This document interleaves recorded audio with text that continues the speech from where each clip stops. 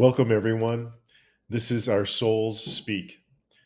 We're in constellation in divine space. We convene with our souls to listen, share, and explore. Our Souls Speak, a podcast where together with our guests, we embody the soulful principles of oneness and sourceness. Welcome to this episode of Our Souls Speak. It's my honor to introduce you to our guest today, Simone Niles. Simone, you're an expert coach, sound healer, vocalist, and author who help others empower themselves by using their voice for healing, transformation, and impact. You're training the next generation of sound healers and shamanic practitioners to create more balance and harmony around the world. Thank you for joining us today, Simone. It's so great to have you here. Oh, thank you, Greg. Thank you all for having me. It's an honor. So your topic today is voice as the gateway to the soul. Mm. When did you first connect with your voice? Well, I was one of those children as young as 7 that knew that my voice would be a big part of my journey. As children, we sometimes get asked the question, what do you want to do or who do you want to be when you grow up? And I always knew that a singer or someone who's using my voice was my calling. It never varied. It didn't change no matter what age I was. It didn't change no matter what other interests came in. So the voice was always at the forefront. And my relationship with my voice really started to become evident when I would come home from school, my primary school days, climb my favorite tree in the garden and sing to my heart's content. Literally laying back on the branch of a beautiful tree in sunny tropical Caribbean and singing and sounding with the birds and hearing the waves in the distance and just connecting in such a natural and beautiful way, which of course was done without any conscious, coming from hindsight, I understood what I was doing, but at that time it was just, this is my daily ritual after school. And so I think that for me, my relationship with my voice started as young as 7. Of course, we all start as soon as we can sound coming out the womb. But my conscious connection was that around that age, after the formative years. And I just knew the voice was going to be a big part of my journey.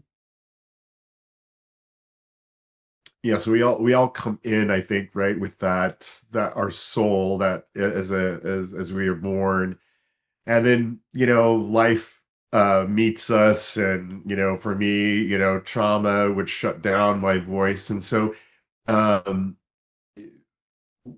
do you help people connect with their soul again, that authenticity that you had as a child that somehow we lose? Well, what I would say actually to that first, Greg, is like you, a lot of me going to the tree to sing was to overcome and to cope with what was quite traumatic. Because my formative years, actually from 1 to 6, 7, I was in New York. And I started my education in Montessori, which was all, what are your natural gifts? In fact, my reports from as young as 4 years old said, hey, you're going to be doing something with your voice. So not surprising. But moving back to the Caribbean, where my parents are from and where I had then my primary schooling, it was a very different school situation. You were still getting knocked on the hands with rulers. There was still that kind of environment. So for me as a child, that was quite traumatic. So my way to cope was I needed to have an outlet, and I would climb the tree and I would sound and I would sing and I would just create whatever sounds I wanted to. So, of course, now in hindsight, I understood that that was my therapy, that I was going to voice to help me release and let go and restore. So to answer your question, because it was something that I did naturally in my own, desire to feel whole and connected, I help people to sound and to sing and to release and to restore using their sound, using their voice. And this can be not necessarily looking at helping you, dissolve traumas, but I'm just helping you connect more deeply with yourself. I love the expression that the voice is the doorway or gateway to the soul. And that came for me kind of an extension of the eyes are the window to the soul. So if the eyes are the window to the soul, then the voice is the doorway. And as we know, as you mentioned, life happens. And when life happens, different conditioning, experiences, influences can sometimes shut us down. And the voice it allows us as a beautiful revolving door between our inner universe and the outer world. It allows us the opportunity to check in and express out, and check in and express out. And that is constant. It's always evolving with you. So there's always an opportunity to look deeper into yourself. What is the sound of your soul? What is the sound? What is Greg's sound? What is Lorna's sound? What is Dill's sound? No one has your sound but you, because the voice and the sound has a unique sound print, just like we have a unique fingerprint. And so when we can allow ourselves to step into a place that allows us to sound, removing judgment, allowing us to just be in the moment sonically, a lot of connection naturally occurs, a lot of authentic expression naturally ripples out. And the foundation of the work I do is helping people give themselves permission to come back home through sound. And how do you support people in doing that? Like, what are some of the ways you do that? So very practically speaking, if someone says, you know what, I really want to get in touch with my voice, or I feel like I'm not really connected, depending on the context, let's just put it into the context of speaking up, not necessarily singing or sounding. But, you know, I find it really hard to speak up. Now, there can be a lot of different contexts that in which that would arise. But ultimately, what I have found is one of the top reasons, if not the number one thread underlying all of the vocal shutdown, I'll call it, is related to our sense of self-worth. No one ever thinks, you know, if I'm worthy to be heard. We don't think about it that way. I'm not worthy enough to be heard necessarily. However, all of the top surface reasons, oh, I was told to be quiet when I was young, or better to be seen, not heard, or you'll never be a singer, or all the things we hear, it taps in on that self-worth piece. So when someone comes to me, I get them to just literally begin to create sounds, giving them permission to do that without having to sound a particular way, sounding without judgment. In fact, there are no wrong sounds. So what are the sounds that you can make in this moment? Connecting in with the sounds that they naturally make, those innate sounds like a sigh, or the sounds that we make when we experience pleasure. You know, you taste your favorite food or fruit. Now, we're not trained to do those things. No one says, now, when you eat this fruit and it tastes great, here's the sound you make, right? These are the primal, natural, innate sounds that we make. And I usually start by getting people to work consciously with the sounds that they make naturally. And similarly, if you stump your toe, that's a sound of pain, ow, or ouch. No one says make that sound. We have these sounds that we make when we're experiencing the world around us.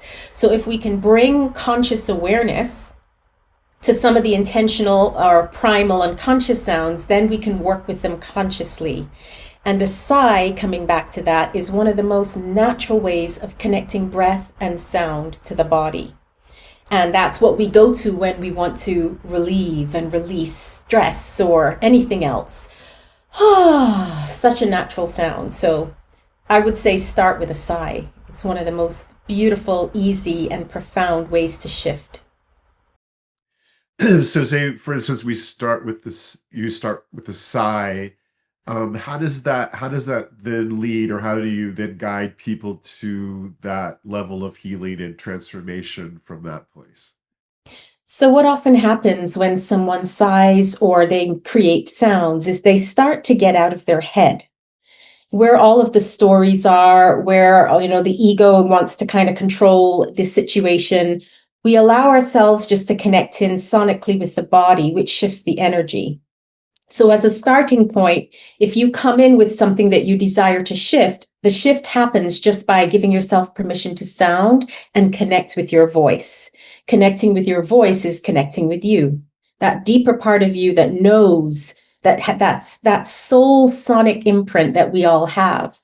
So even just with the sigh or other sounds that people might want to make, sometimes I encourage them to make certain sounds, but often the very starting point is whatever sound wants to come out is right. Then once we have the energy moving and there's a place where we can take things further, then we can work more specifically with vowel shapes and frequencies and notes and pitches that are, aligned with the particular areas that they're looking at. So, for example, in sound healing, certain musical intervals have a very different impact on our energy system. The chakras have different vowel shapes and sounds and notes in the scale that they correspond to. The first part is let's connect, let's check, let's just allow, and then we can guide with more intentional practices to help them shift through that if they, depending on what they're coming for.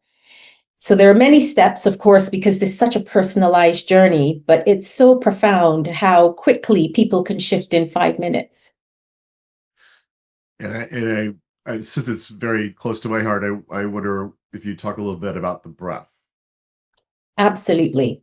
So let's talk about the breath and how sound is produced. So I'm going to go from a voice production into the breath of how we can bring more connection with the voice. So our resonance and our sound it rides on the breath. In order to produce sound, we need airflow. So when we take that breath in and we bring the energy into the body, then what we do is we get the vibration focused in the vocal cords. And that vibration, depending on what the resonance or vibration we create, then creates the sound, the pitch, the resonance. And of course, within our expression, that's not necessarily something that we do consciously, but it's the reason our voices are affected differently by the emotions. The breath changes, the sound changes when different emotions, energy and motion is flowing through our body or our system. So for me, I would often guide people through breathing exercises for many reasons. One is for them to feel steady in the airflow so that they can allow the sound to flow that way too, because it's a beautiful collaboration, but also because breath on its own helps us to relax the nervous system, also connects us deeply with the body. When we combine the two, then it brings an energy. Of course, I love to work with the elements. So we're bringing in the air element. And then with sound embodied with all the harmonics brings all of the elements in. So you can have an earthy resonance, you can have a fiery resonance, an air, water, ether. It can all be integrated in one sound, because in the sonic imprint, there are always harmonics. They're not always audible to the human ear, but when you have a fundamental sound, they're always present. So just like at the start, we heard this beautiful orchestra, I heard a choir, I heard all of these beautiful sounds.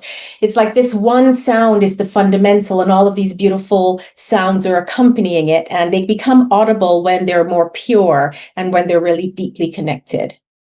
So the breath is a beautiful marriage that the sound can ride with, the ride or die. So you're graciously going to share a voice bath with us in a moment, but before you do that, I wanted to ask one last question about. So you develop the safety, you develop the connecting with the body and the voice, and then for me, there comes a point to where I open myself to allow my soul to sing through me or speak through me or source to speak through me. Yes. I wondered if you'd talk a little bit about that shift that happens in the transformation, I'm assuming. Absolutely, yes. So I love that you kind of gave part 1 and part 2 in that way, creating safety and then taking them through that. So that third piece, part of the beginning where we are creating safety is also saying you have permission not to care about what sound comes out. So what we're actually doing is priming to get the mind and the head out of the way so that the heart can express and so that the soul can express. It is the voice is also very much a reflection. So if you feel like you want to be free in life, then you want to feel free in your voice. The more connected you want to feel to yourself and other people, the more connected you want to feel to your voice. So what I like to do at that point is, well, if there was no wrong sounds, if there was like just no wrong sound you could make, what would you want to express right now? And that could be in a particular context. So, for example, a client of mine working through like the end of a very long-term relationship and leaning into the possibility of what's next. So the question is, well, if you could just express without judgment, without filter, in a sound or in some words or sonically, what the next chapter could look like in its most beautiful, resonant way, what would that be? And the sounds that came out of her were so profound, and she just cried through the sounding. And what unfolded after that was the sound ignited the energy that allowed the practical steps that she then can get into clarity and make with her head into such a beautiful and graceful way, because she allowed herself, as you said, to get out the way and allow that soul sound to land in her body and to be fully expressed with no judgment.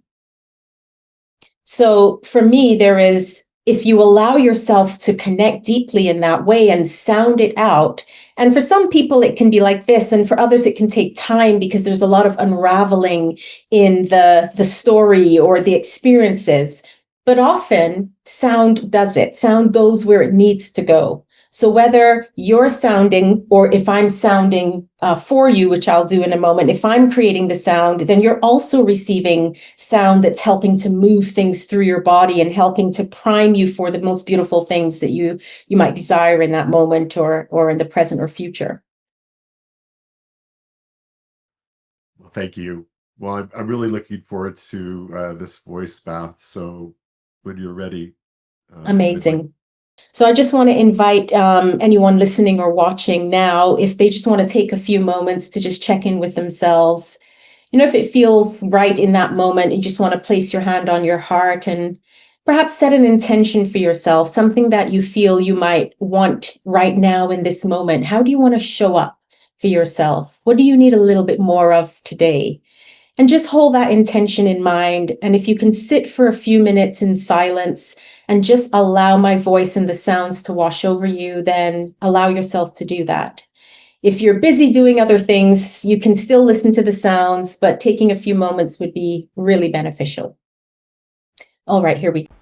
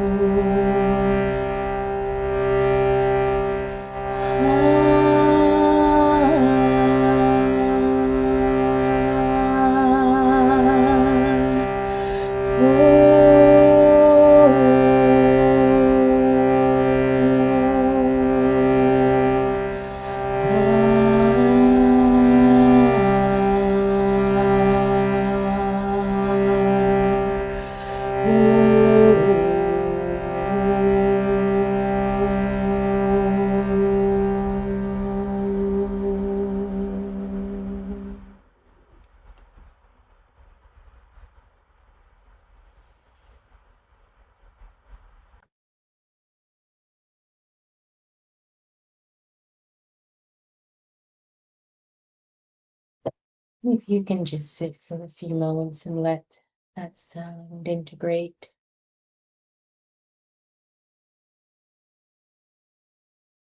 And whenever it feels right to do so, just noting yourself back in the space and allowing yourself to land.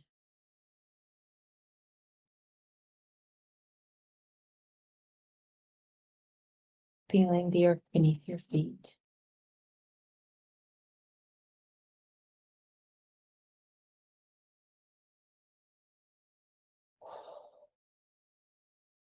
And if your eyes were closed, feel free to open them at this point.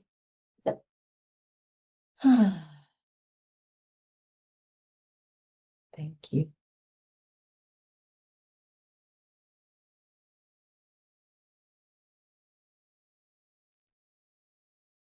Thank you.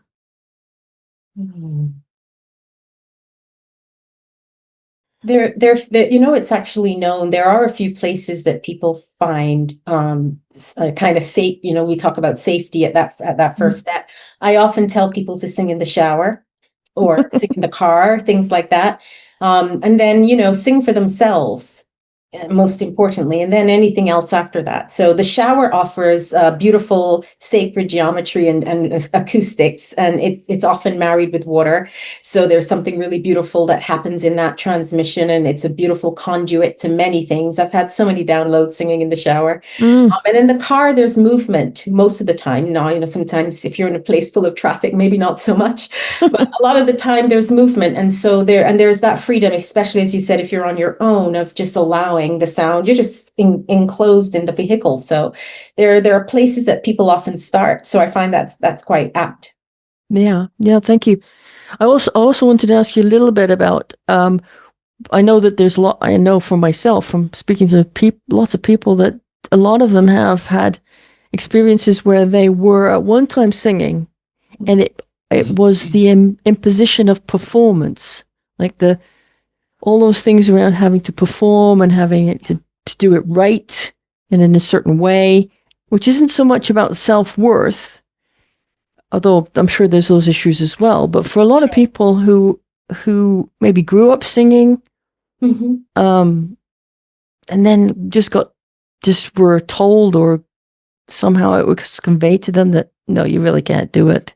Do you come across that as well? All the time. Yeah. I mean, my background is as a singer. So I was very much in the music industry, very much teaching performance technique, vocal technique, all the things you would expect for a professional singer, in contemporary music in particular. I also know what it's like to rehearse and get ready for a performance. What I noticed is once I changed the word from performance to offering, everything changed with it. And so even for those who are still in, let's say, the music industry on stage, I often help them shift into that space as well. A lot of people have had things said or experiences that have knocked their confidence from a voice perspective. And so this is why, coming back to, there's no wrong sounds. There really are no wrong sounds that you can make. And allowing people to reconnect in that way is really important. And so also the perspective of offering. If I'm offering something, it's not about being polished. It's about being true. It's about that authentic part of me being expressed.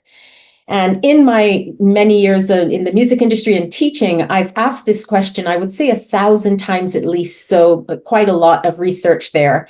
If you went into a building and there were two doors, door A and door B, and you go into door A, and when you go in, you can hear someone who's technically really good with their voice, but your heartstrings weren't tugged, but you can appreciate the technician. And then you go into door B, and you can hear the flaws. You could hear the pitchiness or mixing something up. But boy, were you moved. Who would you go back to see first? And I have yet to have someone tell me door A. Now, in the professional setting, the good news is we can break down the wall between those two rooms and be technically able and connected, but ultimately not from a singing perspective, but coming now to how can I just express myself authentically? This is what we most yearn for, and it's also what most people yearn for. So I would always say all people yearn for it in some way, shape, or form, that authenticity. So the more we can offer that in all its glory, in its imperfections, it's perfect just as it is. Like you say, moving to offering and allowing, that for me was a pretty massive shift in how to express the authentic sound, even if it's only in the car. I always get inspired when I hear song, sound, music. And if I may, I'm going to just clip over here and show you this. I don't know if you can see that. Oh, beautiful. Yeah.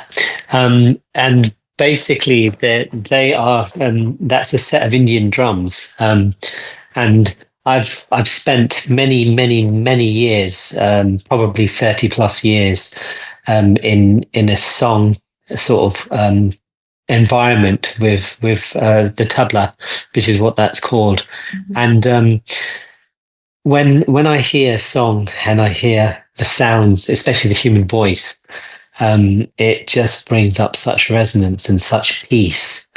And it actually makes me it makes me want to sing. I'm not a singer or anything like that, but it's infectious almost. And it's probably more of a language of the soul, possibly, where that expression is so evident in myself. So deep gratitude to you and the guides and everyone that's around here. Oh, beautiful. Well, my only intention, everyone sets their individual intention, is always for the individual and collective highest good, whatever needs to be, to come through in that moment, very much a channeled experience. So I never sound the same way twice. So it's not so much a song, because actually, if you ask me to recreate it, I have no idea how to do that unless I go and learn a recording, but otherwise it is really what wanted to come through in this space as I tuned in. And so everyone will be impacted in the way that they need to. But I love rhythm as well. So I love the tabla, I love the drums, and rhythm is, a really fast way to entrain energy. So as Lorna was talking about kind of clearing the central channel, I often use my shamanic drum to help clear those areas, because entrainment, it's also helping us with, well, I'll just say what entrainment is from my perspective, in case anyone listening doesn't know. But from a science perspective, and understanding that the most powerful vibration, rhythm, or sound helps brings the other ones to join that frequency. So if you're doing a particular rhythm, you might notice your breath changing or your heartbeat changing or things like that. But it's the same energetically. So if you walk into a room and you're just grounded and steady in yourself, you walk into a room and people can feel that. It's because that energy is what's entraining the energy around you. People can feel it. And they have a choice, of course, like we all do, to join into that energy or to stay in their own full. We're always going to be in our own, but to join into that energy or collaborate with it or remove themselves from it. So entrainment's really powerful. So I love that you're using rhythm and going back to roots. I take it, and really bringing music alive in that way. That's beautiful. Also, being from the Caribbean, my mum's from Trinidad in the West Indies. Oh, mine too. That's where I was born. Okay, that's interesting. Yes. I'm feeling the connection, because the steel pan was is from, and then the hand pan, which is the more popular drum now, which is used in meditation, and it's a percussion as well as a tuned instrument. That is just so. It allows you to improvise it. And a lot of Western music, I don't want to get too technical into music here, but a lot of Western music is set on notation and so on. A lot of Indian music, or sort of music from the East, is based on improv, which is what you're basically speaking about, what comes through and then is expressed. So that's wonderful. Oh, well, welcome, fellow Trinidadian. Thank you. Amazing. I'm taken back to probably the most powerful experience of my life in Ecuador, in a ceremony where I had cleared my channel, so to speak, and the Icaros were being sung, and it was incredibly powerful, and I felt, the most amount of unconditional love I could ever imagine feeling. And then out of nowhere, the shaman said, "Gregorio, sing." And I was like, I froze for a second, and I was like, what? I'd never been in this type of a ceremony before. And she said, "Just sing." And it was very similar to but your beautiful bath there, in that just opened up and allowed the tones to come. And she's, afterwards she said that was so needed at that point of the ceremony. It grounded everybody, and that's when I really discovered the power of surrendering to spirit, and allowing spirit to use my abilities to provide an offering. That's beautiful. And that actually really is a great example of the voice as a gateway to the soul. It's just like sing, it was just this invitation to allow that expression. It's so beautiful. So thank you. I just wanted to say in regards to that, a lot of people, just anyone listening out there, that they might, I hope they're inspired to actually do that, to actually sing and wherever the car, the bathroom, wherever the safe space is to actually do that and express, because it really is for want of better words, therapy. It's connecting, it's releasing, it's everything. Just like you described, Simone, earlier in your life, as a 7-year-old, climbing up those trees. Yes. Yeah. And in my story, like that was definitely the beginning of understanding that. And then I went into college, and I know it sounds dramatic, but it felt like going in and studying French and sociology and Spanish was like my soul was dying every day, because I wanted to do music. And and we're talking about like A levels here in the UK. So like that kind of 2 years, 16 to 18. And I would skip classes and go into the auditorium with some of my friends and sing. And, the acoustics were beautiful. And that also then became a ritual, to the point that the janitor would let us in earlier than we were allowed, just so that we could have it to ourselves in the morning. And she would receive sound when she was cleaning. So it was so beautiful. And then I said to my parents, I can't go to college anymore. I need to leave. I want to go do music. And of course, you can imagine any parents who are like, their child is in college, the first response isn't, sure, go do what you want. I mean, my mom was a bit like that, to be fair. But my dad was like, but you're halfway through, just finish. But I was like, I can't. It's not aligned. I can't do it. And I left. And 4 months later, I met a musician who changed the whole trajectory of my life. And so I say this, that I honored the fact that I was not in alignment, but what helped me get through that as well? My voice, skipping classes and going into school. So the stories and the pillars of my life was always coming back to my voice to help me through whatever that misalignment challenge, whatever it might have been. So I can name many, but those two are quite in the earlier parts of my life. Yeah. Well, what your example of singing with your friends, and I'm sure you do this, I guess, I don't know if you do this with small groups or large groups, is just the power of doing what you did with a group, allowing all of that source energy, so to speak, to come through all of us, and how that creates a ripple effect, not only in, say, the room, but I know it does in the world. And that's what moves me the most right now in my life, is how do we do that? Yeah. I mean, like most things, bringing people together in community or coming together in groups helps to magnify the energy. So one single voice in itself is hugely powerful, but when we come together with the intention, then you can imagine how that magnifies. We see this in meditation. We see this in all sorts of different practices. So I have done a lot of work with choirs and MDing this and that. But when I think about specifically this soul-centered work now, what has been really interesting, I did a kind of a shadow work workshop last year here in the UK, and working through the shadow and bringing the voice and liberating and all of this, is that when you allow people to understand the interconnectedness of the voice as well. So if you can just imagine that it's not just our voice that is sonic, we are sonic beings. We learn in physics about atoms and molecules and vibration coming together. And now, even in medicine, they can hear the sound of a cell, not just see it through a microscope. So a sound has a vibration and a frequency. Now, a healthy sound has a different vibration and frequency to an unhealthy one.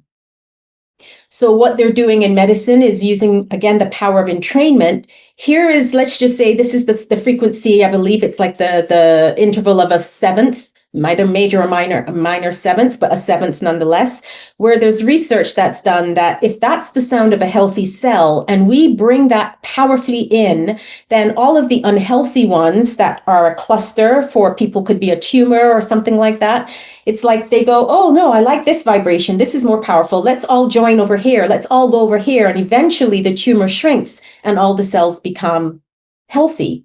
And that's the power of entrainment. So when we're coming together in a group setting with an intention to uplift, inspire individual and collective, then that energy is rippled out as well. Whether it's to release or remove or to enhance, or it doesn't even matter. So I love the community piece in this too, Greg. I think it's really important to have people come and also just have fun and be free. We need more of that just on a daily basis. Can we just come together and laugh and sound? You know, you don't have to tell children that. Often they're told to be quiet, but they are just free and vibrant with their voices. But just coming back to that soul print, we are walking notes, we are walking music, we are walking tuning forks. So we all have a sound print. And when I say that, it's not just the voice emitting it, it's us emitting it. And some ears can hear that. You can hear someone's vibration when they walk into a room. My gift is in the voice is when I tune into someone's voice, I can hear a lot of what they might be holding on to. I can hear the tweaks that they can make that will make everything shift. And it's quite funny in my family now or friends where someone would say, can I just send you a voice note and you give me a read on this person so I get a sense of what you're picking up? Because the voice holds that information. And so it's really beautiful and profound what can happen when we are connected in that way. Absolutely. Yeah. Lovely. But my guides speak about it slightly differently. My guides speak about it as radiance. Beautiful. So our radiance is our one note. Mm-hmm. It's not, there's only one note, but our one note isn't one note either. It's a range. Yes. A very big range of notes. Like as you were saying earlier, it's a soundscape. It's not one note. Yes. It's all the harmonies with it. So the guides, sorry, they're not just mine, they're everybody that's here in the constellation, which that's what they speak about, constellations rather than communities. But in the constellation, they're inviting us to radiate our one note, to radiate that as this constellation would serve the divine, would serve us all, I feel. I'm told. Absolutely. And we don't have to be heard for that to happen, right? We just need to sound it. So even if we all muted for like 30 seconds and invited all the listeners to sound in their own space and holding that intention for, you know, our highest good collectively, that I think that's a beautiful experience. For our highest well-being, could we say that? Whatever feels right. Yeah. Yeah. Okay. That's how I would put it. Yeah. Beautiful. Yeah. Shall we do that? I'm up for it. Sure. What do you think, Greg? Sure. So I suggest muting, and I won't sound because I don't want to guide. I won't sound without being muted. I don't want to guide anyone's journey. I think it would be great if we're all just sounding in our space on mute and let that sound travel where it needs to. Bless you. Yeah. Let's do that. All right. Let's go. Let's go.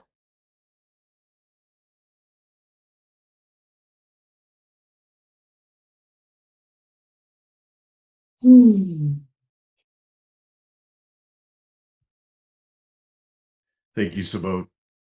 Oh, thank you. I felt that. That was a symphony and a half.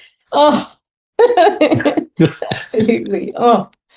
Thank you so much, Simone. Very grateful to you. Very grateful to all of your team.